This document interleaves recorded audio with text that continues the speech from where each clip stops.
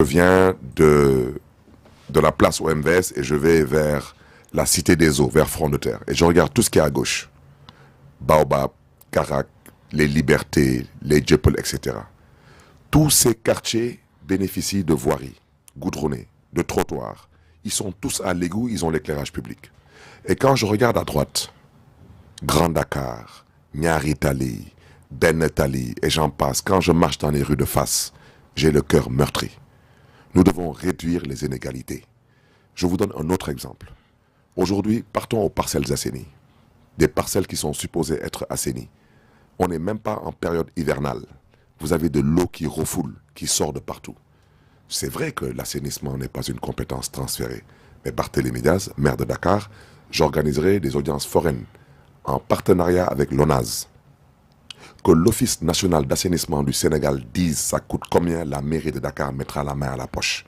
Quitte à faire des emprunts obligataires, quitte à faire des emprunts bancaires et quitte à aussi pomper sur les fonds propres de la mairie de Dakar.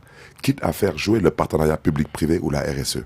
Nous devons faire preuve d'inventivité, de créativité et surtout d'audace. Nous voulons reconstruire une nouvelle ville. Ça demande un tant soit peu, excusez-moi de l'expression, du courage et du culot. Je m'excuse, mais c'est de ça qu'il s'agit.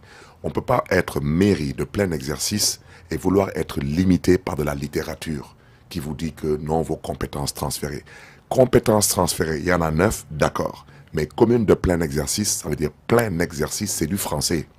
L'assainissement peut ne pas être une compétence transférée, mais la personne vous ne morale pourriez ou physique, jamais agir hors texte.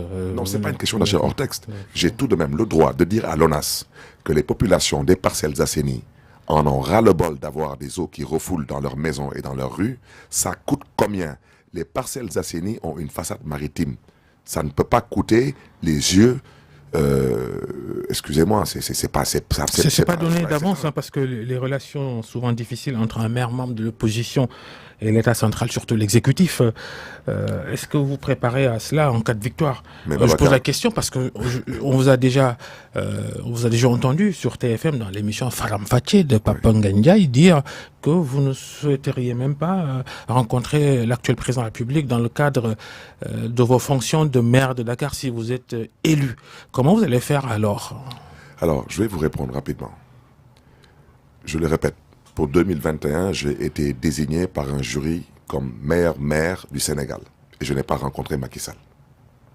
Maintenant, ceux qui rencontrent Macky Sall, y compris en Conseil des ministres, c'est quoi leur bilan? Zéro bilan.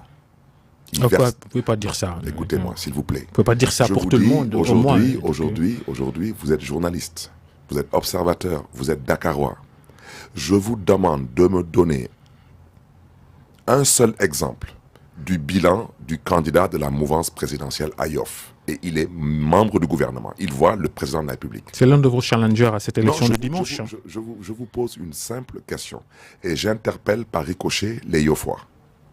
Qu'est-ce que ça veut dire être de la mouvance présidentielle? Rien du tout.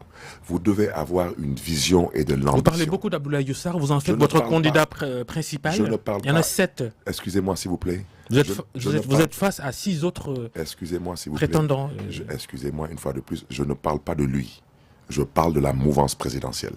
Cette mouvance, à la tête de laquelle se trouve le président Macky Sall, qui a combattu Dakar, qui a humilié le peuple de Dakar en quoi faisant? Dakar capitale ne bénéficie même pas d'un stade où on peut organiser des compétitions internationales.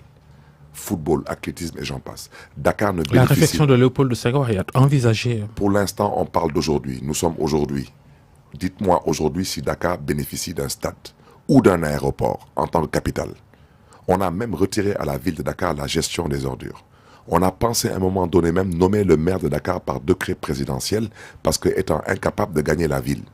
À un moment donné, on a même pensé faire disparaître la ville de Dakar. Ceux qui ont fait la promotion de cette idée-là, c'était pour que ça soit bénéfique pour les habitants de Dakar. Ces relations souvent heurtées entre un maire issu de l'opposition qui dirige la ville, la grosse mairie de la capitale, et le président de la République. Non, excusez-moi, quand on n'a pas de culture étatique, effectivement, on verse dans des excès de cette nature. Vous pensez aujourd'hui que le président Macron, dans le plus profond de ses rêves, il pense combattre le maire de Paris ou mettre le maire de Paris en prison. Ça, c'est dans une autre culture. Non, je suis désolé. Pourquoi vous pensez que ces gens sont plus civilisés que nous? Ah, j'ai pas dit ça. Je dis c'est une autre culture. Il y a un travail de fond à faire qui doit amener tout le monde à être sur les... Mon cher, ce pays a une histoire politique, démocratique, qui est vieille de plus d'un siècle. Ce n'est pas quelqu'un qui est né hier qui va venir remettre en cause le Sénégal et ses valeurs et ses principes et ses convictions. Combien de vies ont été sacrifiées